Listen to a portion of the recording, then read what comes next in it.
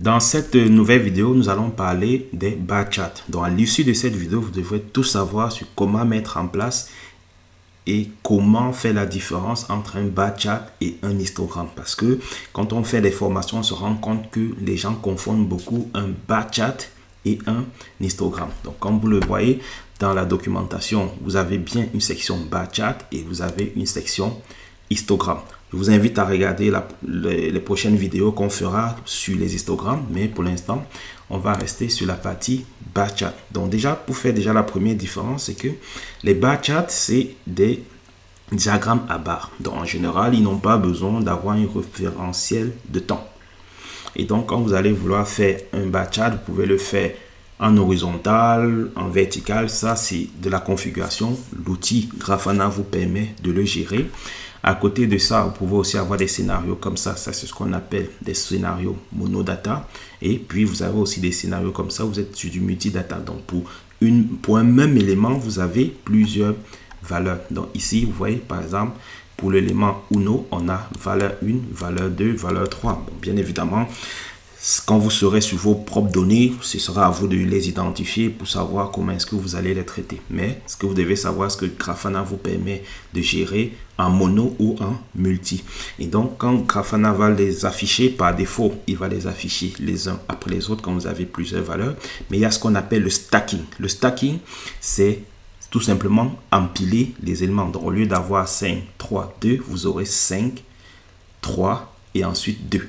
Et donc, tout ça ne sont que des paramétrages que Grafana va vous permettre de choisir. Et puis, bien évidemment, comme on l'a toujours dit, pour qu'un tableau de bord soit facilement exploitable, il y a la notion de feu tricolore. Bon, en général, on dit feu tricolore, mais des fois, on peut aller à 3, 4, 5 couleurs. Mais en général, on dit feu tricolore parce qu'en général, on a une tendance vers du vert pour ce qui va bien, une tendance vers du orange jaune pour ce qui est moyen et du rouge pour ce qui ne va pas bien. Et donc, même avec les bar charts, vous pouvez mettre en place des feu tricolore, comme vous pouvez le voir sur ce diagramme dans lequel on dit si la température est en dessous de 25 degrés, tout va bien.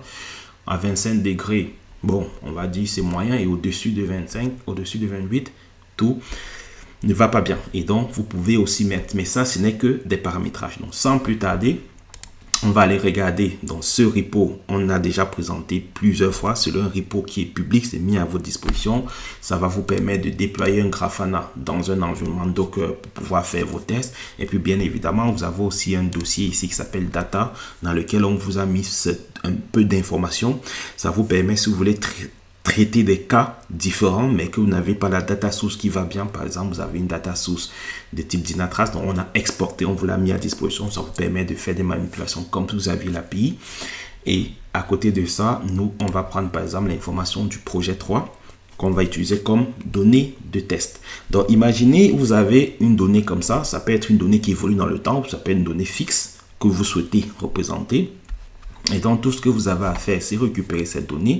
Donc, nous, pour ne pas copier cette donnée et la mettre, on va passer en mode RAW. On l'avait déjà expliqué, le mode RAW, c'est le mode qui permet, quand vous êtes dans une interface graphique telle que GitLab, GitHub, de transformer la donnée pour qu'elle soit utilisable en HTTP. Parce que quand je récupère cette URL en mode RAW, c'est utilisable à HTTP. Alors que si vous récupérez plutôt cette URL, c'est une URL de l'interface de GitHub, donc vous ne pourrez pas l'exploiter. Donc sans plus tarder, on va aller sur notre plateforme de démo. Bien évidemment, sur une plateforme qui n'est pas ouverte en continu. Mais si vous avez des besoins, vous pouvez demander à avoir un compte d'accès et puis vous pourrez faire vos différents tests. Pour ceux qui veulent un compte, vous pouvez aussi vous inscrire sur Grafana, qui vous donne aussi un espace sur lequel vous pouvez vous entraîner et avoir une instance qui tourne en continu si vous ne voulez pas déployer en local. Donc, quand vous arrivez, donc nous, on va aller créer un tableau de bord, on va faire un nouveau tableau de bord. On va dire, on ajoute une visualisation. Et donc, comme on l'a dit dans la partie gestion des data sources, on va utiliser la data source Infinity qui nous permet de gérer des URL. Donc, ici, je lui dis comment est-ce que je vais récupérer. Grafana vous dit du inline. Donc, j'aurais pu prendre du inline. Je vais copier le contenu de mon fichier JSON. Mais compte tenu fait qu'il peut gérer les URL, j'ai juste à coller mon URL à ce niveau. Et donc, je fais mon refresh. Ça, on l'avait déjà aussi expliqué. Grafana, lorsqu'il reçoit les données et que par défaut, vous êtes en time series et que la donnée n'est pas compatible, vous demande de switcher. Donc nous, on va déjà aller se positionner en mode Bachat. Et puis désormais, vous avez vu, instantanément, Grafana a identifié un certain nombre de données et nous a déjà généré notre tableau. On va comprendre comment est-ce que Grafana a fait pour faire cela. N'hésitez pas à utiliser le TableView, c'est un outil indispensable. Une fois que vous avez commencé à utiliser, vous verrez que ça devient magnifique parce que ça vous permet de voir la donnée telle que Grafana la voit avant de la représenter. Donc, on va passer en mode TableView. Ça aussi, on l'avait déjà expliqué, le type de données. Donc, on avait dit que vous avez des types entiers, vous avez des types booléens, vous avez des types... pardon, pas entiers, des types nombres, parce que si vous avez un 24,3, ça reste un nombre. Et donc, automatiquement, quand vous donnez de l'information et que vous sélectionnez une représentation de type Bachat, automatiquement, Grafana va identifier tous les champs entiers. Donc, vous remarquez qu'on a un champ ID, on a un champ Student et on a un champ View. Et donc, c'est parce qu'on a 3 champs qui étaient identifiés comme étant des entiers que quand je reviens ici, je retrouve donc bien mes différents champs. Ça, c'est ce qu'on appelle laisser le système traiter la donnée à notre place. Mais déjà, il y a une chose que vous allez constater, c'est que nos données sont représentées containerisation, observabilité, automatisation, observabilité. Donc ça, Grafana, et tout ce qu'il a fait, il a pris le premier champ. Donc il peut y arriver que vous ne souhaitez pas que ce soit le premier champ. Et donc, à ce moment, vous avez besoin de faire des transformations. Soit vous faites des transformations en amont, soit vous le faites en aval. Et donc, ce que vous faites, vous pouvez faire Organize File by Name. Et donc, en termes de transformation, je veux par exemple mettre, moi, ce qui m'intéresse, le champ Title. Je le remets donc en premier. Donc, désormais, j'ai mon champ Title. Et quand je rebascule en mode visualisation, désormais je remarque donc que c'est bien le champ title qui est utilisé. Donc vous avez ces deux options, soit vous le laissez gérer par défaut dans lequel vous le faites prendre le premier champ comme champ de référence pour nommer les éléments, soit vous pouvez décider de garder par exemple le champ comme vous voulez, et puis vous pouvez décider par exemple de masquer. Ça revient exactement à la même chose. Donc vous voyez, quand j'active, c'est plutôt la catégorie, et quand je masque, c'est donc vous pouvez jouer sur ça. Vous avez plusieurs possibilités. Le but de cette vidéo, c'est vous présenter les différentes possibilités. Et donc l'autre problématique que l'on a, c'est que quand on regarde nos données, on se rend compte que l'ID, ce n'est que l'ID de la formation. Donc en termes d'histogramme, on n'a pas besoin de représenter l'ID. Et donc, une fois de plus, ça revient donc à l'utilisation du champ disable. Donc, il faut disable, par exemple, l'ID pour que dans son fonctionnement, qu'il ne le prenne pas en compte. Et donc, désormais, on représente donc des informations pertinentes, c'est-à-dire combien d'étudiants participent à cette formation et aussi combien de personnes ont vu. Et donc, c'est comme ça que, grâce aux transformations, vous altérez le mode de fonctionnement. Une autre chose que vous constatez aussi, c'est que automatiquement, Grafana a mis des couleurs par catégorie pour votre légende. Donc, on a la partie student qui a une couleur, on a la partie view qui est aussi une autre couleur, mais des fois, vous aurez besoin d'avoir cet effet tricolore. Et donc, c'est à ce moment que vont intervenir soit vous passez par du threshold, en ce moment vous définissez des valeurs, si la valeur en dessous ou en dessous, et dans certains cas où vous voulez faire les choses beaucoup plus avancées, à ce moment vous n'utilisez pas le threshold et vous utilisez le value mapping, dans lequel vous dites par exemple, si tu vois une valeur qui correspond à X, bien évidemment vous pouvez changer le value mapping comme on vous l'avait déjà expliqué, et à ce moment vous choisissez une des catégories, des ranges, des regex, et quand vous choisissez le bon élément, vous mettez la regex, vous mettez le message que vous souhaitez qu'il affiche, et puis vous pouvez aussi choisir la couleur. L'avantage de passer par le value mapping, c'est que vous dites pour cette valeur, tu appliques cette coloration. Et donc, c'est comme ça que vous pourrez appliquer un feu tricolore.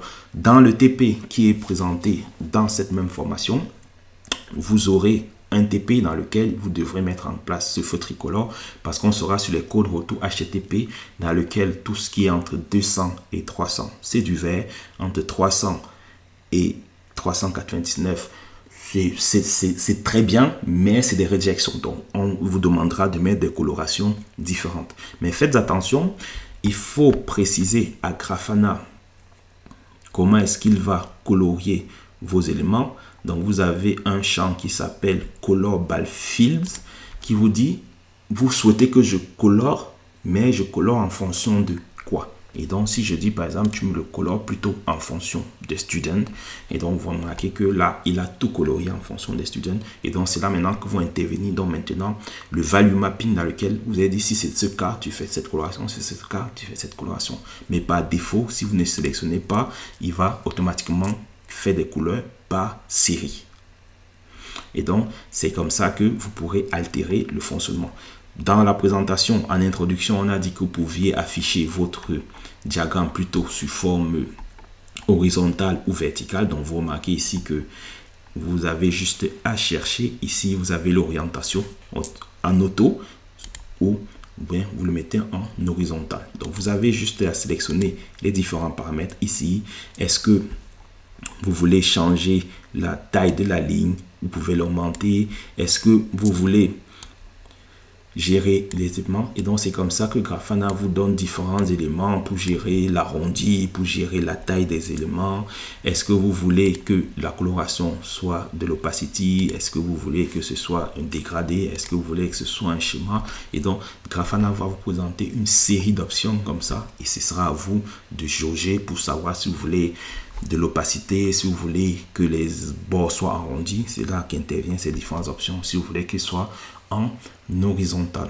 Donc, vous avez vu comment est-ce que en quelques minutes, on a pu générer un tableau de bord. Bien évidemment, je vous invite à faire le TP projet 4 dans lequel on va travailler ces notions un peu plus en détail, dans lequel vous devez rentrer dans des cas beaucoup plus précis et aussi des cas d'entreprise, parce qu'ici, ce type de coloration, c'était juste pour vous montrer les possibilités. Vous ne ferez pas un graphe comme ça en entreprise. Et donc, l'idée de cette vidéo, c'était de vous présenter les cas d'utilisation représentés en histogramme, représentés en horizontal, représentés en vertical, changer la coloration, changer les champs affichés, supprimer des champs, ajouter des champs, et c'est comme ça que vous pouvez rajouter. Le dernier élément, c'est que comme je vous ai dit, par défaut, Grafana va identifier les champs qui sont de type entier. Mais il peut arriver que vous avez un champ qui a été envoyé sous forme de JSON, qui est envoyé sous forme de chaîne de texte et que vous souhaitez plutôt l'utiliser. À ce moment, il faut penser à rajouter une transformation pour faire de la conversion. Et donc, c'est comme ça que vous ferez des conversions en fonction de vos besoins pour rentrer dans les éléments qu'attend le système. Parce qu'on ne peut pas faire une représentation sous forme de barre avec du texte. Parce que pour représenter, il faut représenter une taille de barre. Et pour une taille de barre, il faut obligatoirement un entier. Donc, vous aurez des contraintes comme ça que vous devrez gérer. Et donc, comme on l'a dit, Grafana, pour le nom de la barre, Grafana va utiliser le premier champ de type string. Et donc, si vous voulez représenter, des fois, vous aurez plutôt l'inverse. C'est-à-dire, vous aurez représenté plutôt sur un élément qui est arrivé sous forme d'entier. Et donc, vous aurez besoin de le convertir en string pour que Grafana puisse l'utiliser pour représenter vos différentes séries. J'espère que cette vidéo vous a plu. N'hésitez pas à vous abonner. N'hésitez pas à faire nos TP qui sont en accès libre. Vous pouvez vous inscrire gratuitement. Et une fois que vous serez inscrit gratuitement, vous pourrez aussi avoir accès au TP. À bientôt pour la prochaine vidéo.